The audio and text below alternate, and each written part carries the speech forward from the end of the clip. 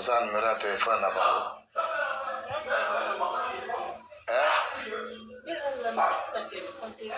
Soki tobimi atokei pa na bino koyeba. Sikoyo okomi awa ndenge nini? Apesaka mosala nini?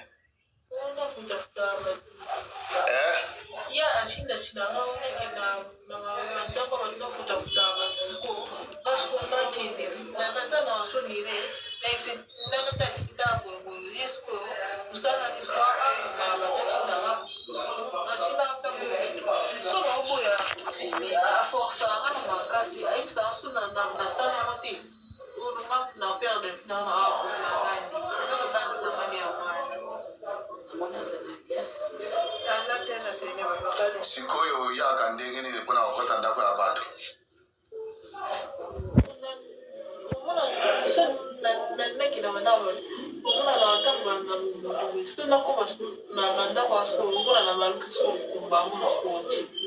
Baloki puku. Baloki puku akoti. Sikoyo tango akota kosala mosala nini?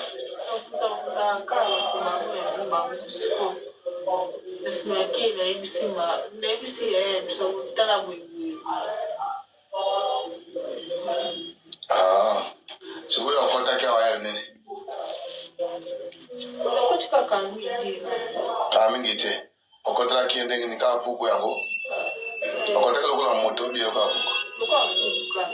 Osiko tango okoti awa lokola puku makambo nini ekosala kokoma?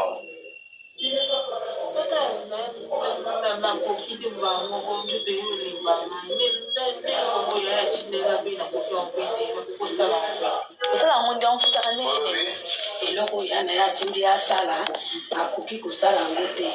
Amfutaka ndenge nini? Osala ngondi zela mpati. Sikoyo yaya yango atindaka yo osala.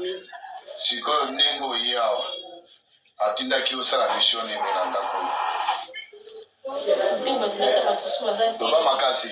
Ona futi bato baza siko faible nata na ndenge bazali. Sikula kende koye bisa sikula te siko yesko apofite aso mtongo e mikayo so boki maladi ye kaka. Ye ashina ka. Donc ndenge za soka atindi oyi kwa futi bato. Omoni ndenge ezali.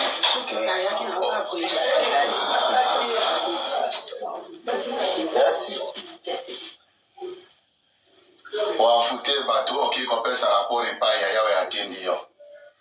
Soki omoni ke bato wana yo abiye alinga sala oyo akosala soki baza faible, c'est ça non? Osiko mingi tangu yo okende kimisho yango biloko nini osala na ndako ya bato?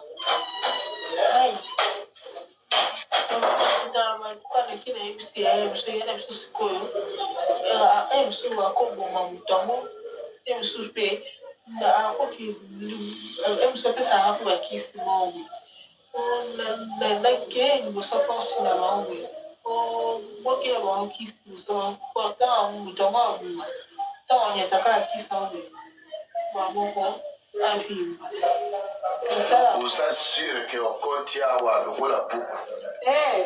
Okoti awa lokola puku. Sikoyo nguya nini okoti awa? Okoma boye. Sikoyo tango okoti lokola puku osatire nini na ndako? Za mabe? Mabe na ndenge nini?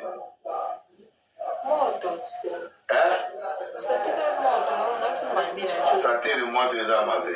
Sikoyo obengi ya yango yebisa eke no makambo tininga esimi te. Okopesa biso numero na ye?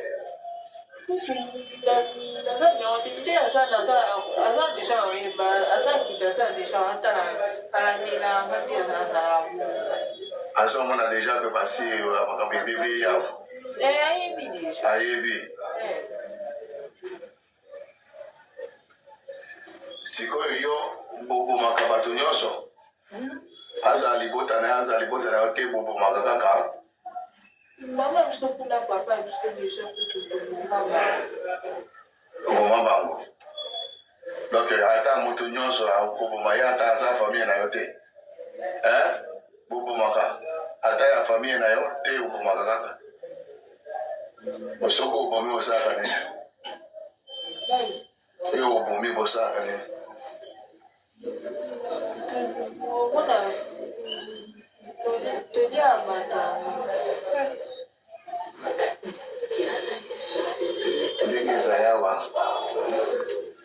La première chose est assembler la partie.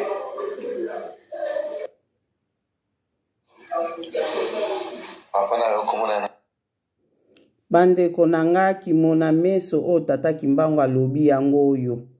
Tata Kisimo Kimbangu kianganya alobi kimona meso atuni biso tolingi laiso ato kimona meso. Tolobi kimona meso yango ezomona neza théâtre te. Eza théâtre te za réalité salami. Donc kimona meso penza yango oyo. Oyo tan otokomi ndenge tata Kimbangu akangaki bango.